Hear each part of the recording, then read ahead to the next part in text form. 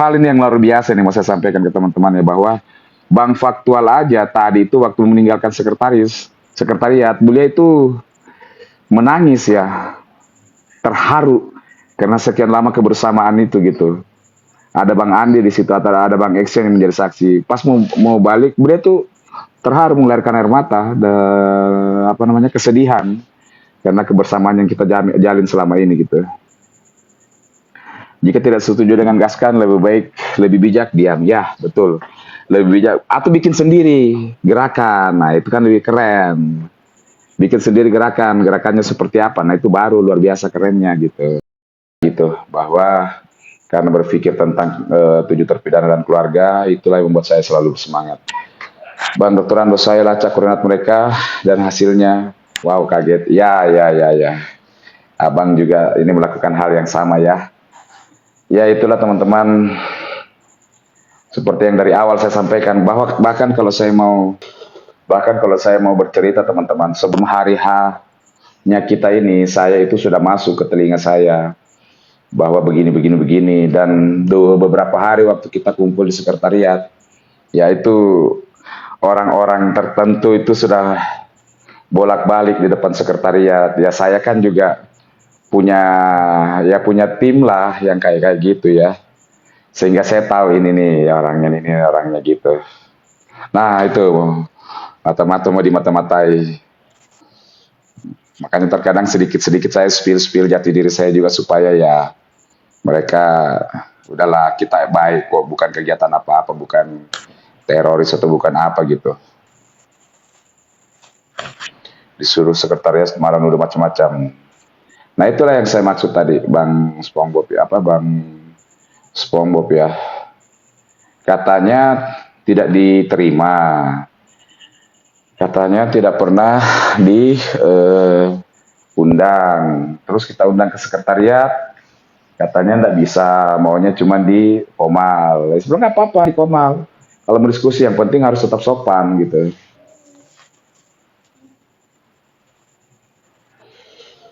Kemarin tuh saya ada naik ke Komal, memang saya sempat dengar di bawah, loh ini kok ekstrim banget ya ininya. Ekstrim banget apa namanya itu, katakanlah itu entah fitnahan atau tuduhannya ya dan lain sebagainya. Nah, tiba-tiba saya ditarik ke atas. Ini saya berusaha menjawab sebaik-baiknya, tapi baru satu dua jawaban sudah pungpang pungpang pungpang. Aduh, saya bilang saya juga bukan tipe orang yang gampang. Saya ini penanggung jawab utama ngegaskan gitu ya. Saya pasti juga bisa ngegaskan, jangan salah gitu. Ya kalau mereka mau naik di Komal, Komal saya juga nggak ada masalah, nggak ada masalah. Saya bahkan janji saya siap untuk berdiskusi, tetapi tolong diatur waktunya, harinya, karena saya tidak bisa setiap hari bisa bisa live ya atau bisa ada di Komal. Saya juga sampai malam kadang kegiatan saya itu kadang padat juga. Jadi harus buat janji biar enak gitu ya. Dan saya harap tidak ada penggunaan kata-kata yang kasar gitu. Karena saya tidak mau kita berdiskusi seperti berdiskusi kayak preman. Ada kata-kata kebun binatang, ada kata-kata lain sebagainya. Kalau berdiskusi secara sehat, nada boleh tinggi silakan. Boleh kencang, yang penting tidak ada narasi-narasi yang kurang ajar gitu. Kasih syarat harus nunjukin wajah. Boleh juga itu Bang, boleh juga. Kalau saya jelas wajah saya sudah di mana-mana ya. Seperti itu. Terus kemudian dicecar, terus kemudian dituduh bahwa ini pasti ada motivasi lain, sehubungan dengan Ibu Titin lah, segala macam. Ini apa-apaan? Ini saya heran ini. Luar biasa ininya ya. Sementara ya kita nggak tahu. Oh ya, ada satu hal yang lucu teman-teman ya. Ini saya ketawa jujur aja. Kalau katanya perihal apa yang diinginkan itu tidak apa namanya itu terakomodir, ya saya harap tidak menggunakan kata netizen. Ini orang, mereka yang punya atau kamu yang punya gitu. Ada nggak hak ciptanya itu kata netizen? hakinya gitu ya, hak patennya. Kalau tidak ada ya jangan coba-coba melarang orang lain. Semuanya orang boleh menggunakan netizen dan memang kita benar-benar beranjak dari netizen gitu. Bukan dari mana-mana ya. Memang kita ada netizen, kita pun semuanya netizen dalam hal ini. Saya pun juga netizen. Ketika tidak punya kepentingan langsung dengan apa yang kita perjuangkan, ya kita adalah netizen gitu. Beda kalau PH-nya, ya mereka adalah penasihat hukumnya atau keluarga atau ya yang berhubungan langsung gitu. Nah, memang mereka netizen mereka dong. Iya benar, memangnya mereka netizen mereka doang yang netizen. Terus kita apa dong? Ya seperti itu ya. Jadi itu lucunya tuh. Dan itu berapa kali saya lihat di video-videonya. Jangan menggunakan kata netizen. Ketika kamu menggunakan kata netizen ya apa yang kita perjuangkan juga harus ini. Waduh, hebat lah luar biasa. Pokoknya itu saya apresiasi. Makanya ketika Johansah Faktual News itu konsul ke saya, apa saja yang mau disampaikan, saya bilang ya harus orang yang tahu tentang prosesnya itu, karena tadi ya, rinci kan udah saya jabarkan kan. Ya. Nah, makanya sebenarnya yang terbaik itu adalah menggandeng ya PH para terpidana, karena mereka lah yang tahu proses ini, siapa saja yang sudah pernah diperiksa, berapa saksi kan gitu. Nah, sehingga analisanya itu bisa kuat. Harusnya saksi-saksi sekian udah diperiksa semua, kok sampai sekarang nggak ada kejelasan. Hanya para PH 7 terpidana ini yang tahu kan proses Rudiana sampai di mana, saksinya sampai siapa yang udah diperiksa, proses terhadap Aib sampai di mana, Dede Riswanto sampai di mana, nomor laporan polisinya berapa kan. Di RDP itu ya pasti akan ditanya secara detail oleh anggota DPR, sehingga diperlukan orang yang menguasai perkara, tahu perkara sudah sampai mana yang sudah diproses oleh Mabes Polri ataupun Polda Jawa Barat itu ya Bang, kalau masukan saya. Jadi memang kami pun juga kemudian tidak begini, Pak, RDP ini kan rapat dengar pendapat ya. Nah, sudah bersurat belum agar Kapolri-nya dipanggil? Di dalam tuntutan kita Bang, yang surat, 2 lembar surat yang kita sampaikan itu kan saya juga langsung membacakan kepada Prof. Asmi ya. Itu di situ jelas kami meminta bahwa kita meminta salah satu poin pertama itu, salah satu poin pertama dari sekian banyak poin, meminta Kapolri untuk dipanggil. Nah, di poin terakhirnya itulah kami mengajukan permohonan untuk dilakukan RDP atau RDPU. Tergantung konteksnya nanti. Nah, kami dari Gaskan, bahkan kalau memang ternyata pihak Komisi 3 menggabungkan kami dengan PH, itu kami welcome, tidak ada masalah. Bahkan kalau memang hanya PH-nya beserta dengan keluarga dan hal-hal yang lain yang terkait, kami pun juga nggak ada masalah Bang. Poin kami bahwa kasus Vina Cirebon ini, 7 terpidana ini sudah masuk ke dalam atensi Komisi 3 dan bahkan dirapatkan dalam suatu RDP ataupun RDPU. Itu menjadi target kita. Jadi lebih kepada penguatan supaya kasus ini, 7 terpidana ini memang masuk dalam radarnya Komisi 3 untuk dibahas secara detail. Pengacaranya kritis ya. Aib Dede ini oke lah dia melihat lempar-lemparan ya. Tetapi dia tidak melihat itu setelahnya itu bagaimana. Kan itu. Nah, sebenarnya bisa dibantah ini. Cuma karena mungkin dulu bagaimana situasinya saya juga tidak paham, sehingga kesaksian Aib dan Dede yang seperti itu aja dijadikan saksi yang sangat kuat. Lebih parah lagi, 2 orang itu tidak hadir, hanya dibacakan saja kan? BAP kesaksiannya yang katanya berdalih sudah disumpah, dibuat BAP sumpah di penyidik. Ini kan parah sebenarnya. Kembali, seandainya Dede itu terbukti ya, ini hanya ya melihat di SMP 11 yang melihat lempar-lemparan ya, sehingga tidak, menurut saya, apalagi ditambah lagi Aibnya tidak kena, tidak jadi tersangka ya, maka hakim akan melihat ini yang benar Dede apa Aib, kecuali dua-duanya Aibnya nih kan. Nah, lebih bagus lagi Rudiananya, karena dari tadi ngomongin DPO, saya tonton nih ya, soal DPO ini Rudiana lah yang harus bertanggung jawab. Ya, betul. Kenapa? Karena laporan polisi pada tanggal 31 Agustus 2016, silakan semua praktisi hukum sepakat, orang yang diperiksa pertama kali, yang di BAP pertama kali ya dalam laporan itu pasti pelapor. Bener gak?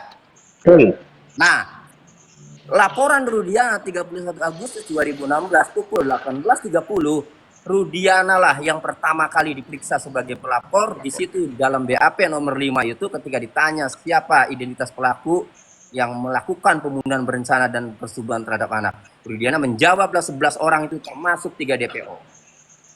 Nah, sehingga ini lebih hebat, lebih bagus kalau ya yang diproses secara hukum itu yang memberikan kesaksian palsu itu adalah Rudiana. Keren, tuntas semua tuh. Kalau Rudiana berarti palsu semua, laporannya, keterangannya, nama-namanya. Nah, Rudiana dari mana? Ya harus diproses dulu, dia ditanya dari mana, karena dia yang pertama kali diperiksa kan. Coba misalnya dalam BAP-nya itu berdasarkan, misalnya jawabannya berdasarkan interogasi saya terhadap orang yang saya amankan ini kan itu. Nah, pelakunya adalah ini. Itu mah tidak, langsung aja menjawabnya itu BAP Rudiana nomor 5. Karenanya ya, seandainya putusan pengadilan pidana dengan terpidana terdakwa Rudiana yang mempunyai kekuatan hukum, bebas semua itu. Nah, kaitannya dengan RDP ya, maka saya memberikan pendapat begini. Karena bebasnya para terpidana, 7 terpidana ini harus melalui proses hukum, harus melalui putusan pengadilan dulu ya, khususnya PK, dan supaya PK-nya bisa maju harus ada putusan yang saling bertentangan. Nah, supaya ada putusan yang saling bertentangan itu harus ada saksi-saksi yang memberikan kesaksian palsu yang proses secara hukum sampai inkrah ya. Maka berhubung Rudiana sudah dilaporkan, AF sudah dilaporkan, RT Pasren sudah dilaporkan di Mabes Polri, tim khusus juga bekerja, sampai sekarang tidak ada kabar, maka RDP itu khusus minta kepada anggota DPR Komisi 3 agar panggil Kapolri untuk menjelaskan proses hukum yang sedang ditangani terkait laporan terhadap Rudiana, terhadap AF, RT Pasren, nah, terhadap Dede Riswanto dan tim khusus yang bekerja itu. Oke, jadi teman-teman itulah tadi ya, kita bisa melihat saran langsung dari Bang Tony terhadap kita gaskan bahwa yang paling pertama panggil Kapolri untuk menjelaskannya ya Bang Tony ya. Dan Ya. itulah yang menjadi tuntutan poin pertama kita Bang. Itu memang bahwa meminta Komisi 3 DPR RI untuk memanggil Kapolri untuk memberikan penjelasan sehubungan dengan adanya proses katakanlah itu salah prosedur ya dalam penangkapan di awal, termasuklah itu kemudian yang Abang sampaikan itu Rudiana dan lain-lain sebagainya. Itu yang pertama yang sedikit menambahkan narasi dari Abang. Nah, berikutnya bahwa kita tahu bahwa sedemikian susahnya nih laporan ini Bang, dari bulan 5 sampai bulan 2 merangkak aja enggak. Nah, itulah penekanan-penekanan yang tim gas mau dengan mengundang atau memanggil Kapolri yang dilakukan oleh DPR RI, katakanlah dalam entah di RDP nanti atau ada entah prosedur apa yang DPR RI bisa lakukan, itu akan memberikan penguatan. Jadi gerakan kita itu memang pasti langsung tidak langsung akan memberikan penguatan terhadap PH yang lagi bekerja ini Bang Tony. Sehingga apa? Sehingga memberikan atensi kepada DPR RI akan memanggil pihak-pihak tertentu, memudahkan langkah bagi tim PH. Dan memang kami tidak terlalu masuk jauh ke dalam aspek yuridisnya Bang, seperti yang dilakukan oleh PH, karena memang kami pihak yang berbeda. Kita lebih kepada dorongan sosial, ekspresi lah ya, sosial kemanusiaan daripada masyarakat Indonesia. Dalam hal ini adalah netizen. Yang mengatakan, yang menganulir DPO yang 2 itu titik itu kan Kombes Surawan, Direktur Reserse Kriminal Umum Polda Jawa Barat, pada saat merilis Peggy setelah ditangkap, kan itu. Nah, kemudian itu kan tim pengacara Peggy Setiawan itu kan melakukan gugatan pra peradilan, ya, di Polda Jawa Barat. Asal tahu ya, dalam jawaban Polda Jawa Barat selaku pemohon menjawab ya, permohonan atau gugatan pra peradilan kami. Mereka masih menggunakan 3 DPO itu, masih mempercayai adanya 3 DPO itu. Kenapa? Karena untuk dapat menangkap dan mentersangkakan Peggy, maka peran-peran 8 orang termasuk 3 DPO itu tentu diulas lagi dalam jawaban pra peradilan penyidik Polda Jawa Barat itu. Diulas lagi, karena kalau tidak diulas putus cerita itu kan ke Peggy itu. Nah, Peggy dalam arti Peggy itu orang yang diulas kan. Nah, jadi hidup lagi tuh. Ingat nggak waktu di sela-sela sidang ya, setelah selesai banyak tuh kan pengacara Peggy Setiawan termasuk saya, Dili dan semuanya itu, ini DPO hidup lagi kan gitu, yang sudah dianulir digunakan lagi dalam jawaban pra peradilan. Nah, sehingga kalau jawaban terakhir di pra peradilan itu masih mengurai ada 3 DPO, maka kesimpulan saya menilai DPO itu tidak dihapus. Berarti DPO diyakini oleh Polda Jawa Barat itu masih ada. Karena menghapusnya, menganulir 2 DPO fiktif itu Peggy saat ditangkap dirilis, tetapi terakhir di pra peradilan masih digunakan lagi lah dalam uraian jawaban penyidik Polda Jawa Barat dalam jawaban peradilan. 3 DPO itu ada, ya. Nah, kemudian kalau 3 DPO itu ada, itu siapa? Itu ya tanya sama Rudiana, karena yang memunculkan berdasarkan data di BAP, pertama kali di BAP yang memunculkan 8 pelaku dan termasuk 3 DPO itu Rudiana. Terus diperiksa Rudiana ini dari mana muncul nama-nama ini kan itu. Makanya kalau Rudiana yang diproses memberikan kesaksian palsu, udah selesai semua itu. Masuk pidana, kemudian diputus memberikan kesaksian palsu, kan palsu semua akhirnya kan. Bebas semua itu nanti putusan Rudiana pidananya untuk PK kedua. Ada tentangan kan. Nah, cuma persoalannya mampu tidak kan ya? Pasti mampu Bang, mau tidak. Nah itu yang kita lakukan penekanan dari Gaskan. Makanya ya, diharap itu nanti Rudiana bisa diundang di Komisi 3 itu untuk menjelaskan semuanya itu. Gimana nanti kan pasti ketahuan itu. Pasti harus itu. Ya udah. Saya jadi anggota Komisi 3 cetar itu. Dari mana itu muncul nama 3 DPO? Pasti ketahuan nanti itu. Pelaku dalam BAP-nya, kasih BAP-nya. Iya, jadi ya makanya kan begini. Kenapa sih kalau di RDP itu harus orang yang benar-benar menguasai kan, supaya RDP sekali tuntas gitu kan. Kena gitu loh semuanya kan. Jadi itu penting ya. Makanya saya berharap sih gabung lah ya. Dengar teman yang ngepen para pidana. Ya, betul. Tony Pidana yang mengurai teman-teman Gaskan yang support. Ya, betul. bentar Pak Tony, itu saya sampaikan sama teman-teman yang pegiat TikTok tuh, sampaikan sama lawyer 7 narapidana, sama lawyer-lawyernya yang lain ya, harus ikut serta, ikut dalam RDP.